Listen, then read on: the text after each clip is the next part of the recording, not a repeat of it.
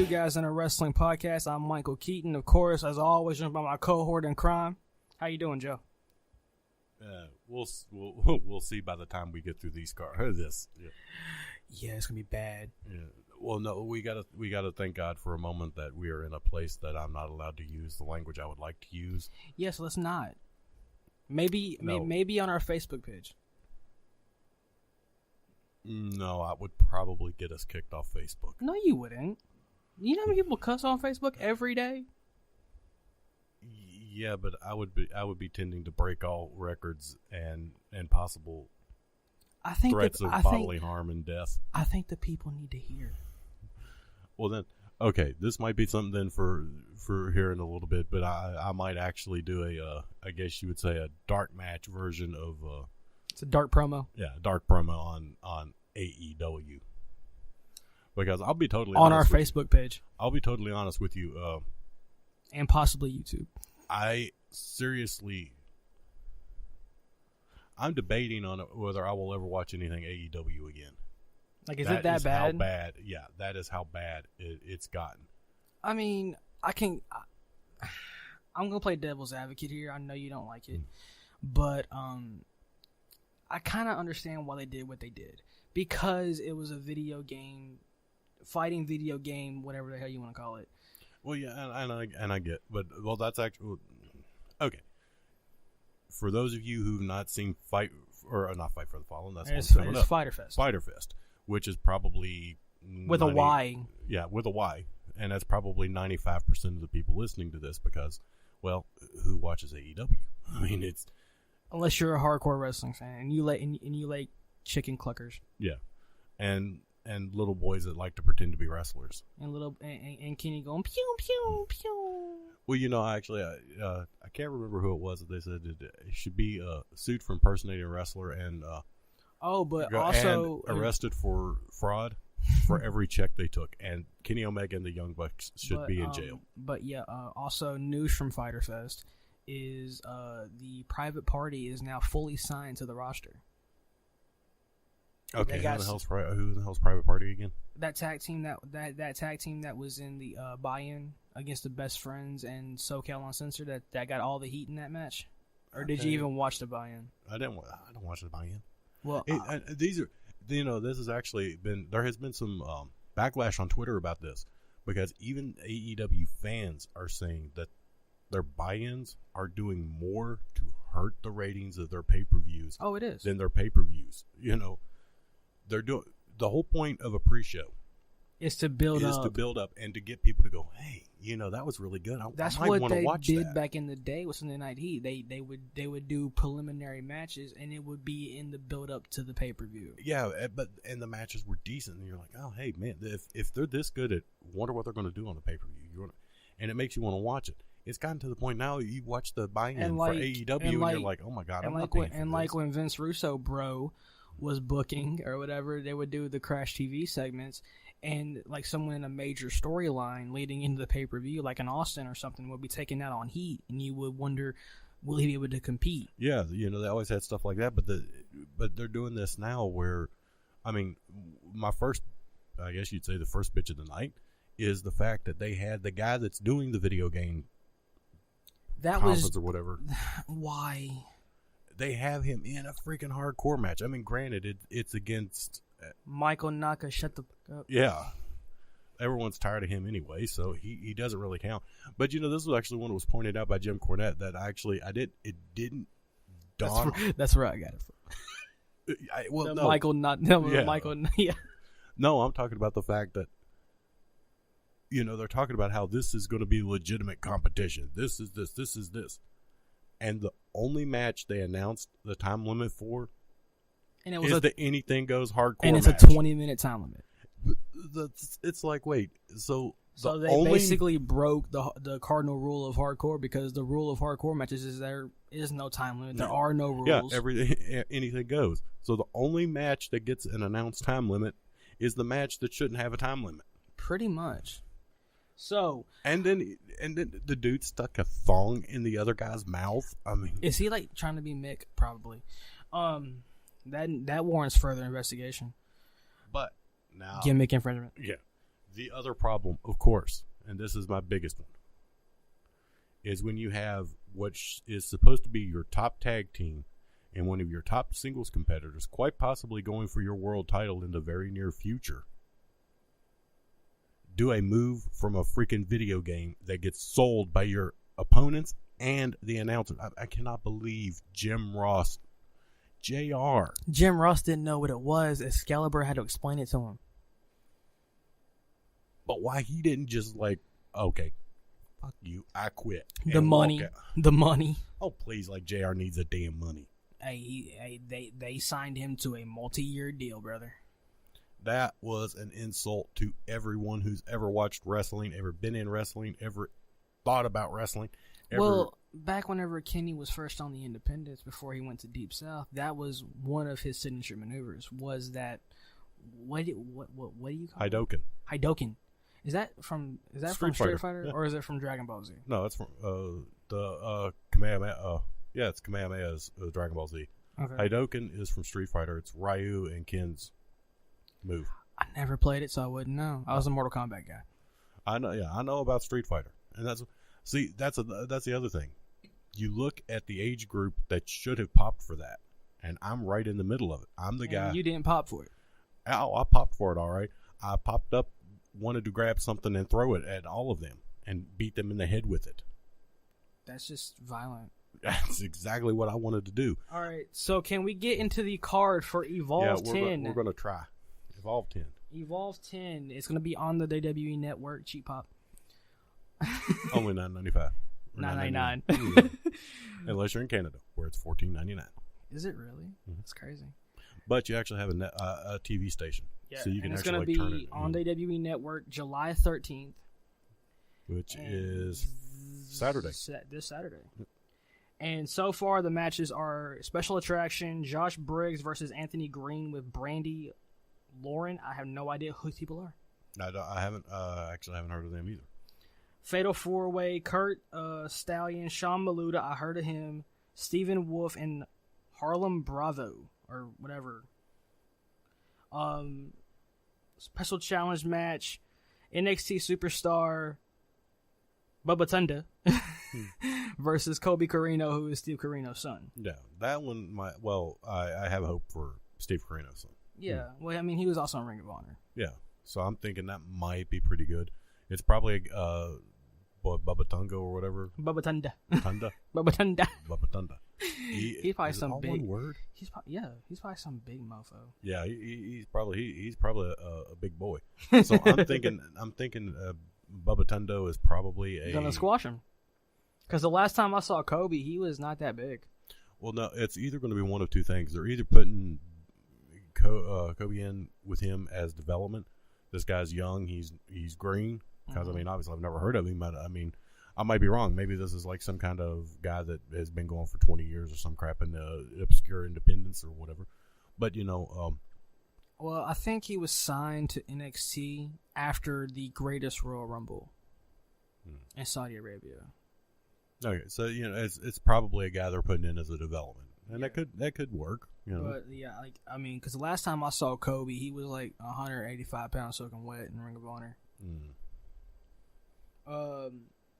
I'm not gonna say this NXT superstar's name because, quite frankly, I can't say it.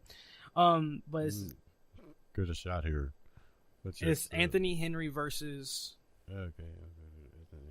Anthony Henry, Arturo Rouse. Yeah, that guy.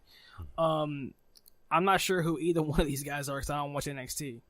No, we actually should have Mike for this one. Well, I mean, yeah, but we can have him for the results. Yeah. Well, I mean, I was just thinking he might be able to tell. Because I don't know. I don't know who. I've watched NXT obviously. Well, yeah, I mean, I did too. Like, I like NXT more than I like the but WWE like product. recently, I just kind of stepped out of watching weekly shows and just catching highlights. Well, I know these two guys. It's a Catch Point reunion match. I'm assuming these guys were a tag team at some point. Yeah. Matt Riddle versus Cruiserweight Champion Drew Gulak. That's going to be probably a good one. That could be a good one. You got the Evolve Tag Team Championship. Eddie Kingston versus Joe Gacy versus AR Fox and Leon Ruff. I kind of recognize the name Leon Ruff, but that's about it. I know A.R. Fox and Eddie Kingston. Mm. Of course, everyone knows Eddie Kingston from Impact Wrestling. Oh, yeah. Well, no, not really. That's where I know him from. Well, I mean, they hit that in Ring of Honor. I've seen him there, but I quit watching Impact years ago. So. Well, I mean, I watched it a little bit whenever he was part of the DCC, the Death Count Council. Evolve Champion versus WWN Champion in a winner-take-all match. The Evolve Champion is Austin Theory. The WWN Champion is J.D. Drake.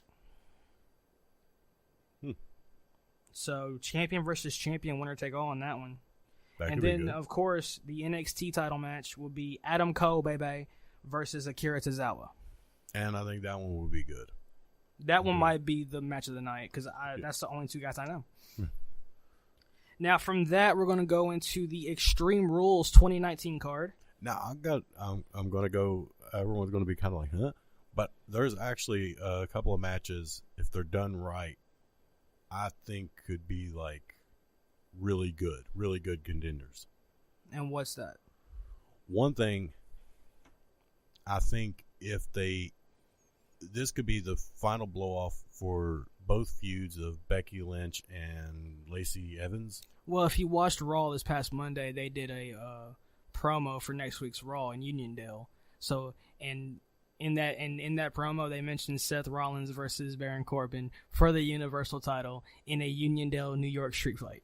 Okay, well, so much for doing that, right? So much for that idea. Yeah, so much for that idea. Well, of course, the WWE, when it's like, hey, they might do this right, it's hold my beer. Exactly. Yeah. So, that will also, card is always subject to change. Yeah, that's true. I'm not sure. I'm not sure if it was like for a live event or for a live Raw. I don't know. They announced it as Raw next week. Okay, then and normally they don't announce them. Why would they screw up the end of their own pay-per-view? It's WWE. I'd like to stick metal rods in my pee hole.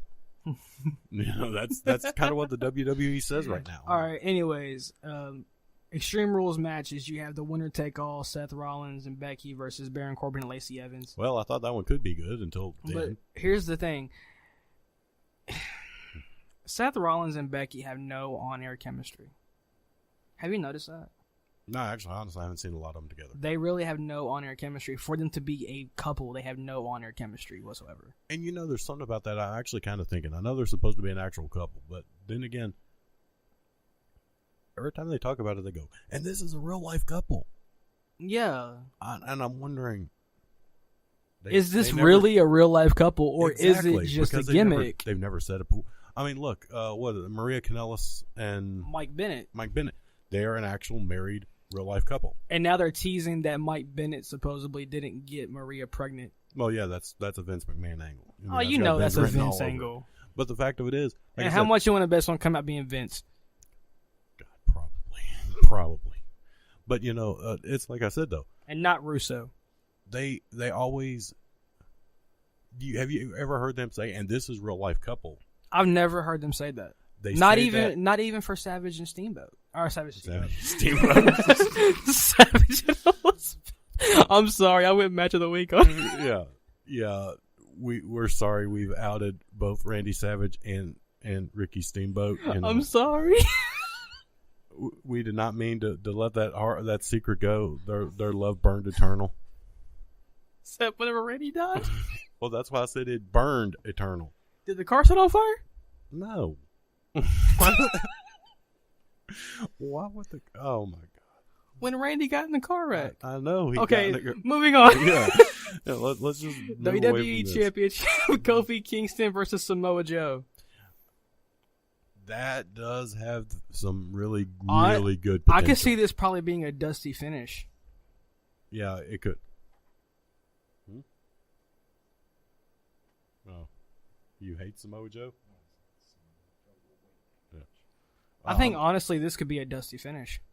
Maybe. And the way I'm predicting it being a dusty finish is that Joe locks in the clutch, and it's close to the ropes. Referee don't see Kofi get his foot on the rope, and then Kofi taps. It could. Of course, they could also use this if they want to do this right, they're going to put Joe in as the monster. Oh, yeah, definitely. And Joe needs to be a monster. We could have this be the beginning of the end of the New Day. Because if they've been teasing that for a while now. They've been teasing it now, and if Joe just comes in and just starts running over Kofi, we have Big E come out. We could even have something happen that Big E gets Kofi disqualified. He gives Joe a return match with the stipulation, neither one of you two come to this ring. Right. And that could be the break of the New Day. Right. And the next match, Roman Reigns versus the 53-year-old Undertaker versus Shane McMahon. Wait, you mean it's Roman and Roman and not versus. Sorry, Roman and the Undertaker versus Shane McMahon and Drew McIntyre. No holds barred match. Yeah. And next. No picking that? Well, do I really need to? If it's part of the story, they're probably going to have Shane and Drew go over. I don't know. Unfortunately, I like the Undertaker's work back in the day, but dude's like 53, 55. He needs to walk away. Well, he needs to ride off into the sunset. It really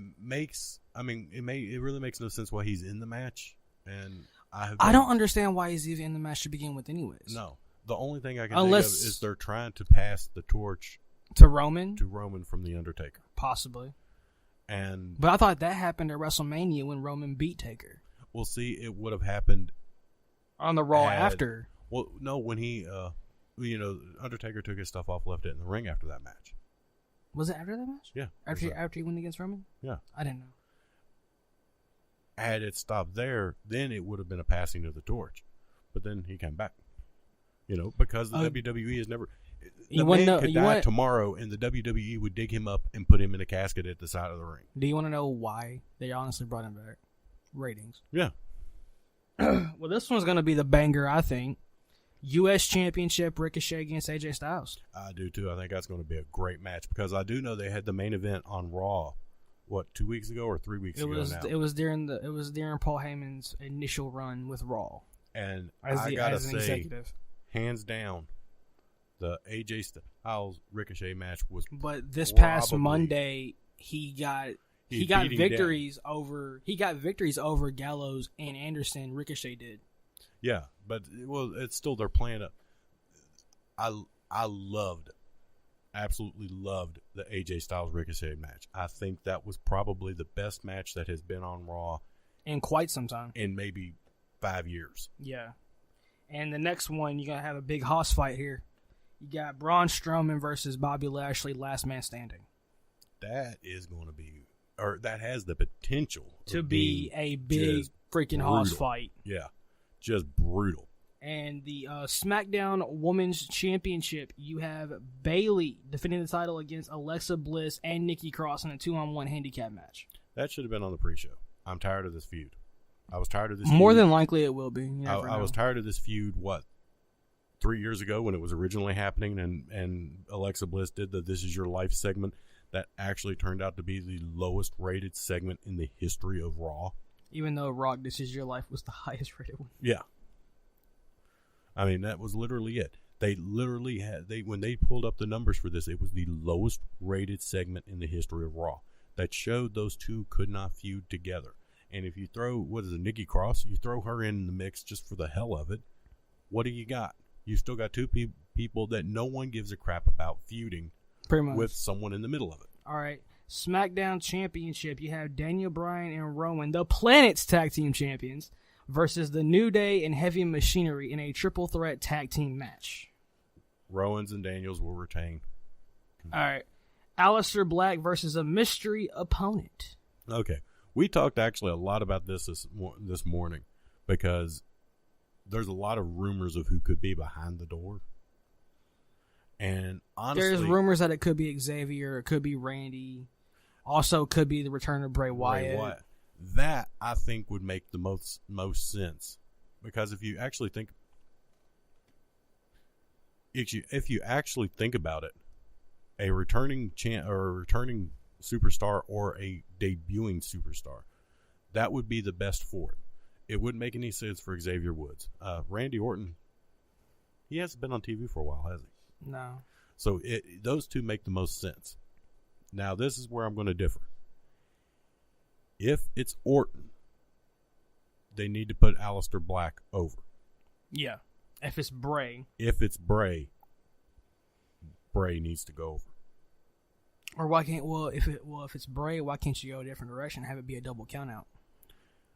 No, I would have him get the clean victory first. Because for one thing, I would put it with Aleister Black having ring rust and getting a little, I would have him be pissed. I would have him show up Tuesday and he would be tearing the place apart looking for Bray Wyatt and demanding a rematch. Yeah. And I would have him basically destroy Bray Wyatt. All right. Not in an official match. Have him do it backstage. Exactly. And, okay, Cruiserweight Championship. No one cares. Exactly. And possible matches for Extreme Rules will be Intercontinental title, Finn Balor versus Nakamura. That, if they do that match, that would be good. And another one would be the Raw Tag Team title, the Revival against the Usos. You know, I'm a huge fan of the Revival. I like the Usos, but they got to get some new blood in there. The Revival now has that fresh heel turn. Yeah. Which I saw the promo for it. It kind of reminds me of an old school Ric Flair. Oh yeah. They're incredible. But the fact of it is, how many times have they faced the Usos? I lost count. You know, basically, the Usos have been the main tag team, and with good reason. I'm not taking anything away from them. Those two guys, they changed their character as they needed to. Yeah. And they've kept their characters kind of fresh. But now this Uso Penitentiary thing is getting a little old. They need to revamp. And they need to give, and honestly, they need to give the guys a break. Yeah. I mean, they have got good tag teams in WWE right now, and the Usos have been carrying that damn division on their back now for 5 years? A while. Because then, remember the original feud was New Day Usos, back and forth. Which and they had they had great matches because at the time, especially that Hell in a Cell. God bless. That's when they started the Uso Penitentiary. It became the Kendo Stick Penitentiary. No kidding, especially for Xavier Woods. Holy crap! And Big E. Big E got hit a couple times. Oh yeah, he got hit a couple of times, but they hung freaking Xavier Woods on the damn turnbuckle. They hung him on the post and just went to town on him. I know. I watched that. I was like, ow. Oh, yeah. I'm standing there holding my sides going, damn. All right. They beat that boy to damn nearly now the card that you dread. Fight for the Fallen. Matches so far. The Young Bucks versus Cody and Dustin. And on BTE, the Young Bucks have been going hard on that moment from Double or Nothing where Cody asked Dustin to be his partner. I have hope. I'm thinking the Young Bucks are going to be a heel in this. The Young Bucks as heels are as threatening to me as a box full of declawed, defanged kittens. I think honestly they're going heel on this. But that's the point. Because they go heel, but who the hell are they? Because they've been hinting at it on being the elite. They've been hinting at it a lot, like making references to like Matt would Nick would be like, Matt, I don't need a partner. I don't need a friend. I need my older brother. Yeah. Like really? And I get that. They're trying to get heat. That's definitely going to get some heat. And it could work. And like this last one, they cover themselves in fake blood and do the whole thing. It's hilarious. But see, that's the thing. They do the joke stuff and that's fine. When they do it in the promos and stuff. Yeah, in the promos it's fine. That's fine. But they cannot turn it off when they enter the ring. No. And that's where the problem. That's a lot comes of their in. problem. You're going to have Dustin and Cody, which to date. And the way these matches are going right now, I would even go out on a limb saying that's going to be the greatest AEW match of all time. Would you honestly put that up against Jericho Omega 2? Oh yeah, hands down. I thought that was. Well, you don't like Omega. Well, no, I take nothing away from that match. That was the only thing I have to say. Remember, the only thing I had to say bad about that match was I thought it should have ended a little sooner. I thought it went a little long. Yeah. Other than that, I thought that match was great, even with the chicken clucker. All right. Well, speaking of said chicken clucker, Cody versus Dustin, that match could have been done in WCW in its prime, and it still would have been match of the night, regardless of what show it was on. That could have been done back in the territory days in Mid-South or... Yeah, I mean, come on, dude. I mean, Dustin fought from underneath. They popped for a figure 4 reversal. When was the last time they popped for a figure 4 reversal on Raw? The fact of it is that match could have been done on any card, from any organization, from any time period, and still would have been looked at as a great match for that night. Without a doubt, dude. Without a doubt. And so far, there's nothing from AEW that can hold a flame to it. No. And I don't see anything coming. I see promise. I still... It's weird because part of me is so fed up with them, so fed up with their missed booking, and so fed up with the fact that unless you're friends of the Young Bucks or Kenny Omega, you are not going to go anywhere in that company. You're going to be misused, you're going to be misbooked, and you're going to be pushed out to the side. And they're doing this corny bullcrap wrestling where they're doing fake freaking moves from video games and selling it.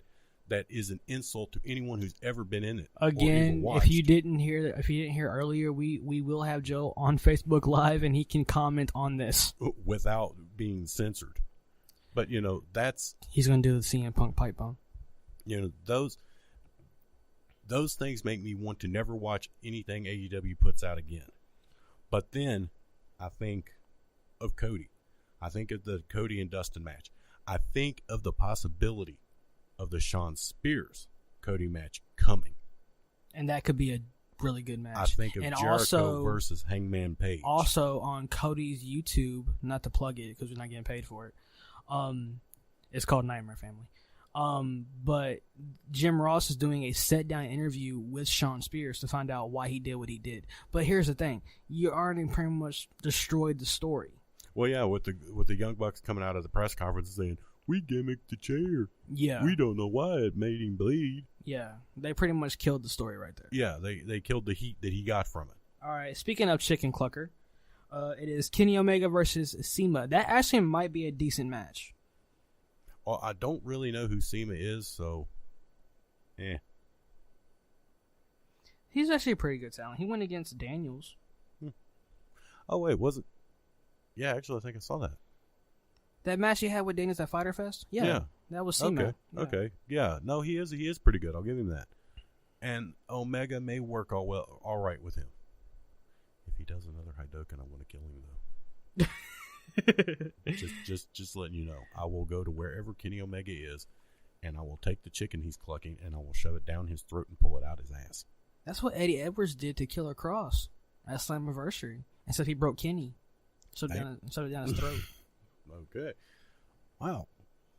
I didn't think anyone would actually do that until he literally broke his kendo stick and shoved it down Killer Cross's throat to make him bleed from internally. Okay. Moving on. Can you imagine that visual? Now I understand why Jim Cornette has high blood pressure. Okay, we have SoCal Uncensored, Kazarian and Scorpio Sky against the Lucha Brothers. I think that match is going to be good. That's going to be a banger. Really do. That's going to be a banger. I mean, although Christopher Daniels isn't in it, Christopher Daniels has been one of my favorites for years. I will not take anything away from Kaz because one thing, the man can go. Oh, and he can definitely go. And so can Scorpio Sky. How old is Kaz now?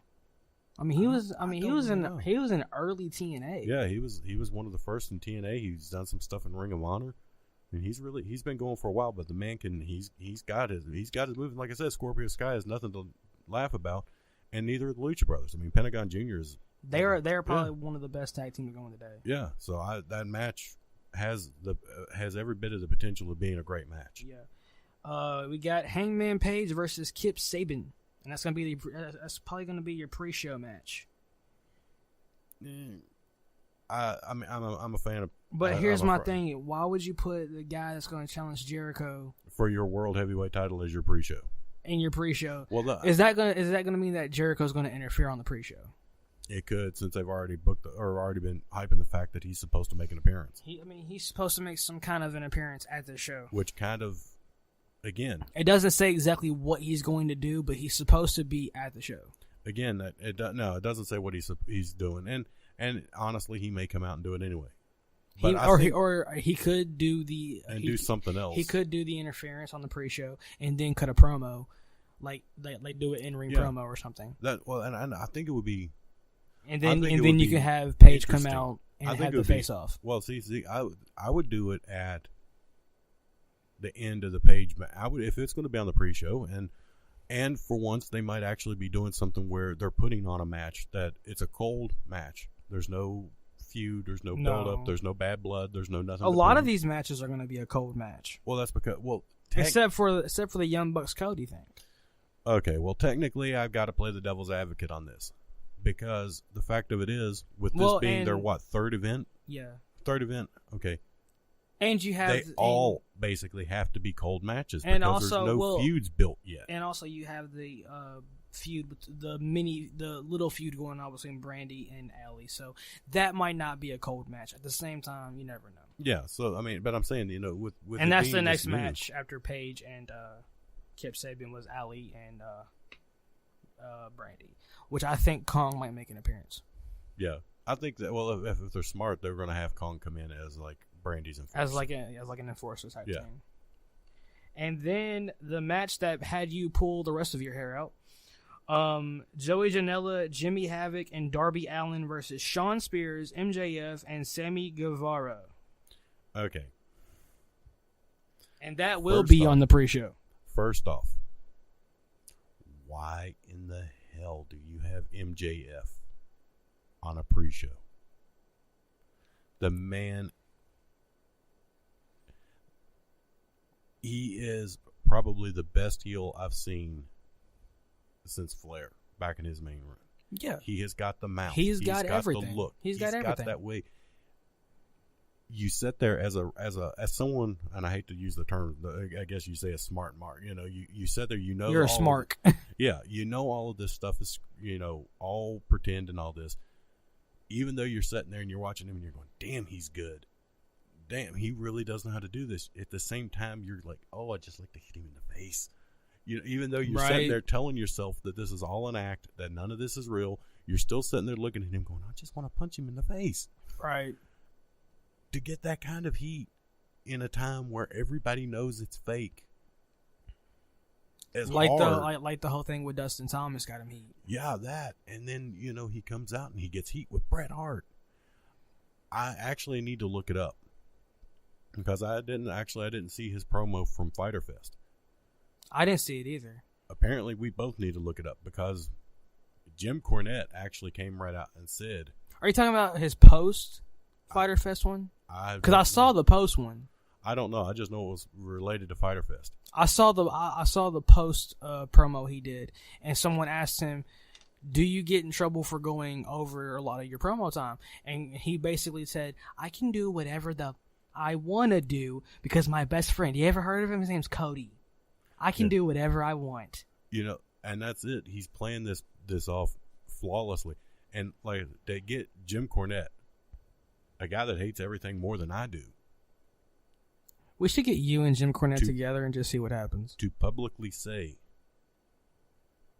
I'm jealous of him because he's better than me. Like we should get you and Cornette together and just see what happens. Oh God, we'd have to do it on his show. Oh, without a doubt, because if we do it on this show, God. Yeah, but I mean, this guy, he was like, he's like, I'll see if I can arrange that. He was like, he honestly said that MJF is better than him. Oh, without a doubt. But I mean, think of the stuff that Cornette has done. I mean, one of my favorite promos of all time from any wrestler is his Mid-South promo against Cowboy Bill Watts when he looked at him and said, you're nothing but a broken down old man with a mouthful of memories. He's like, they told me get heat, and and I can't remember the heel was walking out, he actually like turns around and was. This is back in the 80s, and he's about to break kayfabe, go back into the ring after Cornette for saying that to Bill Watts. Dang. And this kind of stuff. And like, here's the thing. One angle that I thoroughly enjoyed because I watched it a lot, because it's on the network. I watched the angle where Paulie was managing the old Midnight Express, the original Midnight Express, and then they came in, and dude, Jim Cornette juiced major. Dusty, well, the idea that Jim pitched was, okay, they're gonna come in and beat us up, and we're all three gonna juice. And then Dusty, being the genius he was, like, they done seen the boys. You do the juice. And he's like, okay, so he slit one time, nothing, because it was hot in the studio. He kept slicing and slicing and slicing, drenched. We're talking complete. Yeah, I was like, I mean, if like that was that scene from Carrie. Yeah, he was covered, but that's Cornette. You know, as far as a heel manager goes, like, I love that. I really did love that angle, and plus that blow off with the managers match between Paulie and him. Yeah, that was a great. I mean, yeah, it was comedy at the time, but it always worked. But they took it legitimately, if you look at it. Because, like, they had the boys even worked in the back to, like, they actually hate each other before they actually did hate each other. Well, no, actually, Cornette always gives Heyman. He always says Heyman is, like, but whenever, the greatest at what he does. But whenever Paul did ECW. Well, yeah. It's the style of wrestling. He does, and honestly, I'm not that bad. I mean, I like the hardcore wrestling in some cases. But hardcore wrestling goes way back to even back in the territory times. Well, yeah, the bunkhouse brawls and all of that. Yeah, like, it goes back to the bunkhouse brawls, the lights out match, and most of it started in Texas. Oh, yeah, that was where Texas and Mid-South were really big on those kind of matches. And then it carried over into Puerto Rico. Oh, God, don't even want to get into Puerto Rico. And, like, you had the fans that literally would throw rocks at the hills. Yep. And, like, it was bad, man. And then the whole thing with Bruiser that happened in the bathroom. Yeah. I think it was. I actually think it was Ron Fuller that was talking about. I heard him talking about that. The Tennessee stud, Ron Fuller. He was talking about when he was going over into Puerto Rico, and someone was actually shooting at the ring. That does not surprise me. And he's like, they're like trying to hide in there. Oh, don't worry about it. He's a better shot than that. If he wanted to hit you, he'd have hit you. Yeah, but like, and they just got. But like, oh well, that's according to certain people, if what happened to Bruiser didn't happen in Puerto Rico, it would have happened in Japan. Yeah, I have no doubt. And I just don't think I'm sorry to bring it up. I know it's a solemn subject for certain wrestling fans, especially my wife. But, like, if it didn't happen in there, it probably would have happened in Japan more than likely. Because Bruiser was that kind of person that, from what I've been told from people that knew him and was around him, he was that kind of person that he was the rebel without a cause. You know what I'm saying? He wasn't a mindless sheep. Like, he famously said that wrestlers are mindless sheep. They're told what to do, when to do, and how to do it. They make a lot of noise until the promoter says, oh, you're doing this. And they go, oh, yes, sir, yes, sir, yes, sir. Bruiser wasn't that kind of person. No. He was actually one of the first to completely break kayfabe. Yeah. Because, like, I think it was a match he had. I think it was in Florida. And it was against Luger. And he no-sold it. Well, no, I mean, he actually, like... But, like, I mean, do you see the clip of that match? Yeah, I've seen that stuff. Like, literally, he straight no-sold Luger in a cage match. I mean, I don't know if the interview was not released until recently or what, but there is actually an interview with him where he gives his real full name. And I think it was released, but I don't think it got a lot of publicity until now. Until that series came on Viceland where it was Dark Side of the Ring. Dark Side. I want to see that because I know they talk. It's actually really good. They do the Bruiser Brody. They do the Montreal Screwjob. They do Randy and Elizabeth, Gino Hernandez, Von Erichs, I think, and then they have Jim Cornette involved in it, Dutch Mantell. Yeah. Well, Earl Hebner. That was where the I guess you'd say revelation that Jim Cornette actually gave Vince the idea for the Montreal Screwjob. I didn't watch that one, so I don't know. Well, see, I'm a big fan of Jim Cornette, and I always listen to his podcast. So he talked about that. Well, a lot of people have taken credit for the Montreal Screwjob. I mean, I might as well say that. I might as well say live right here on the podcast. I came up with the finish, and I wasn't even alive yet. I was, but well, see, that's the thing. First off, he was actually on the booking committee at the time. Yeah, and secondly, I was like 7 when this happened. As he pointed out, screwjobs were very common back in time in wrestling. Yeah. That was just a common thing that happened. If, the promoter, especially when they had the touring champion. Oh, yeah. Because, I mean, I can't remember the damn name of the champion. But he ended up meeting... was it Flair? No. Because I know when Flair was... I know. Wait. I'm trying to think of the guy's name. I think it was... oh, crap. He was in Smoky Mountain Wrestling. He was in ECW. He was in the Belladonnas tag team. Damn it. If you guys know, drop a comment, because his name's escaping us right now. I can see Chris Candido. Was he in the Belladonnas? Yes, he was. Yes, I forgot. That was the name of the tag team when he came in, and Sonny was the manager. And who was his partner? That one they can do in the comments because I really have no clue. I don't know that one either. But anyway, I think he was the NWA champion, and he ended up meeting Lou Thesz in an airport. Candido was NWA champion, or some type of Yeah, he wasn't, because remember when Franchise threw the belt down in the ECW arena, they did another tournament and Candido won the belt.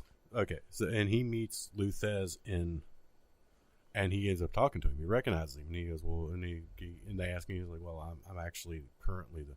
He's like, "Oh, way to go, kid! Like only piece of advice I can give you is watch out. Those promoters are going to try to screw you." And that was basically because Cornette had talked about that a lot of the time with the touring champions. The promoters wanted their guys to win.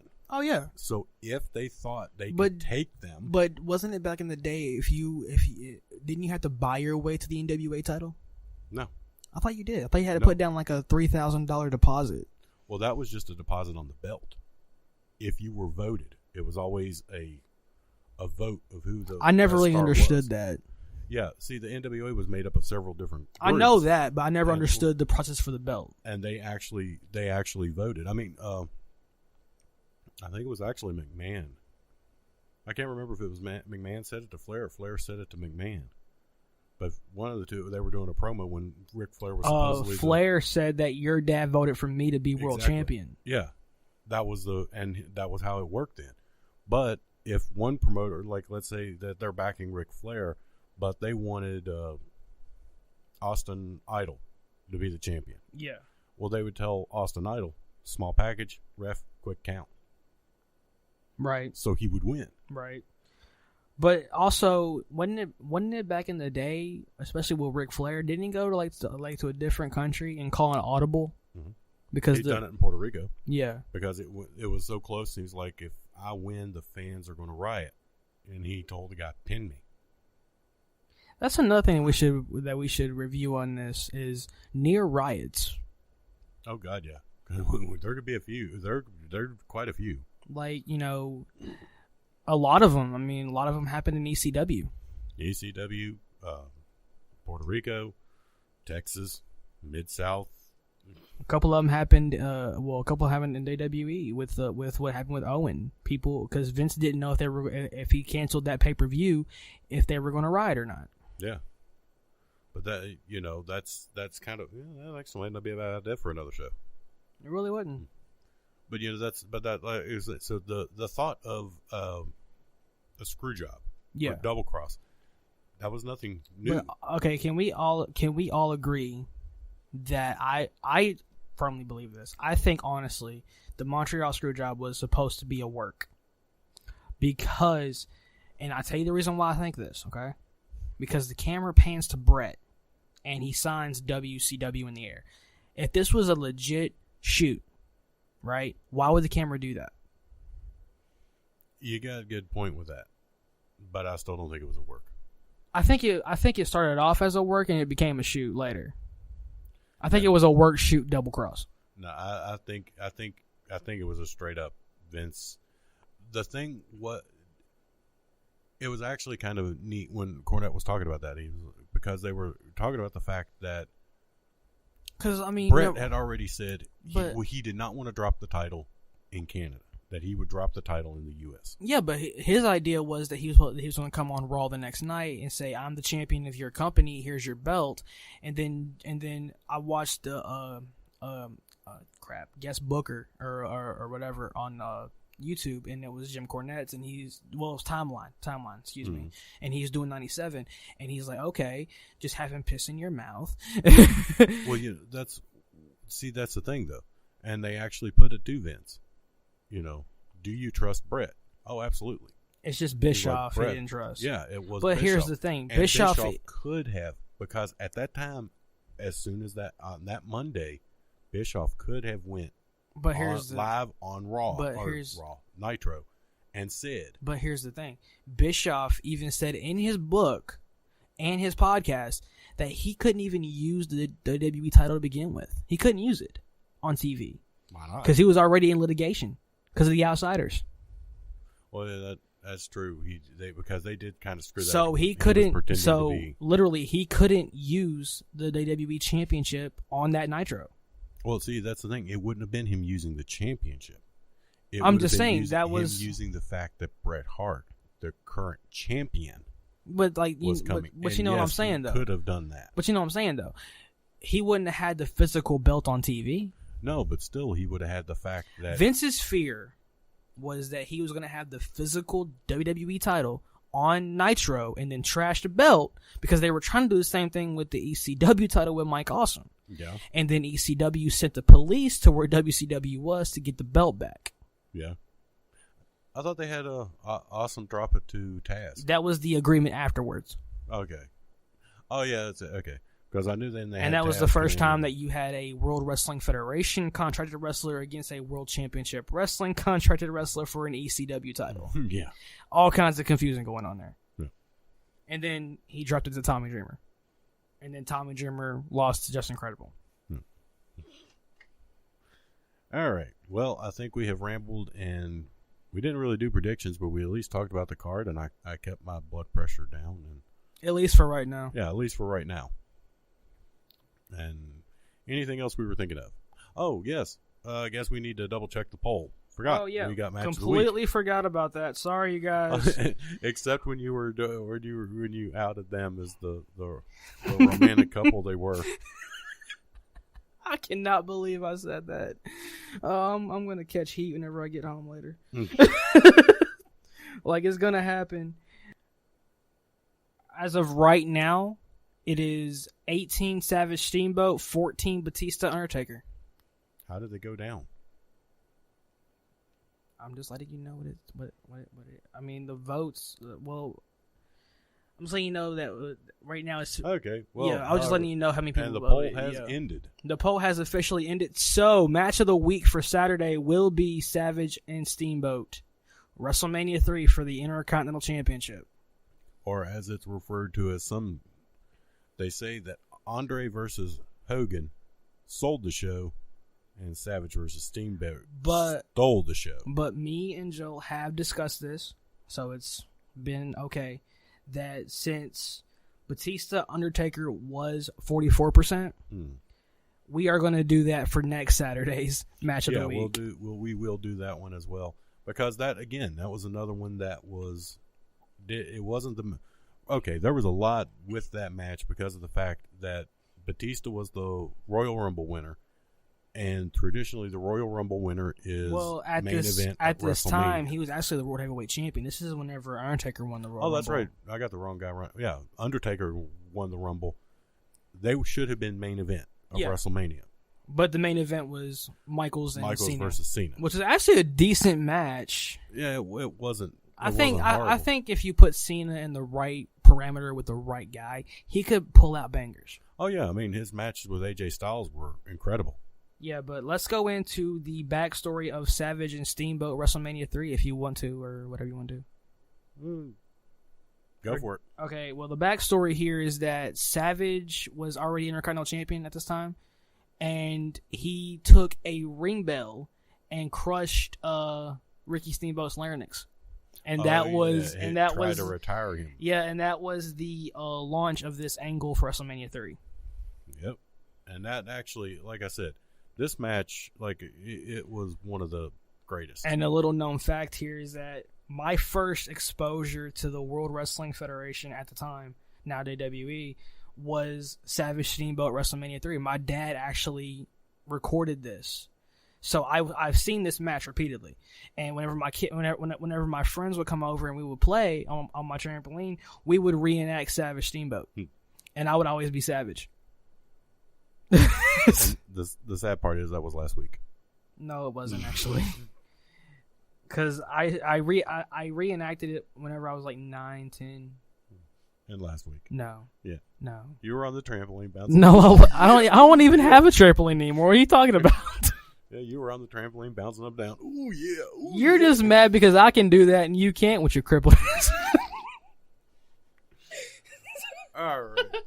Well, I guess on that note, before we get kicked off of the network that I own. Referee discretion, we're good. Referee discretion, we're still good on that. 1 potato, 2 potato. Yep. When I get old and cannot see, I want to be a referee. So I guess on those notes, we will call it a day for this week for Two Guys in a Wrestling Podcast. Oh wait, we did actually forget one very important thing. What's that? Not 1, but 2 5-star ratings on iTunes. Yep. The Voice of Wrestling in Lexington, Kentucky. Yep. That's us. So until next week, when we might have 4 or 5 more, who knows? You never know with us anymore. No. I mean, we don't even know with us anymore. As you can tell, this is the most professional and planned podcast of all wrestling podcasts. Oh, yeah. Like, we have scripts, man. We're good. Until next week. We're out.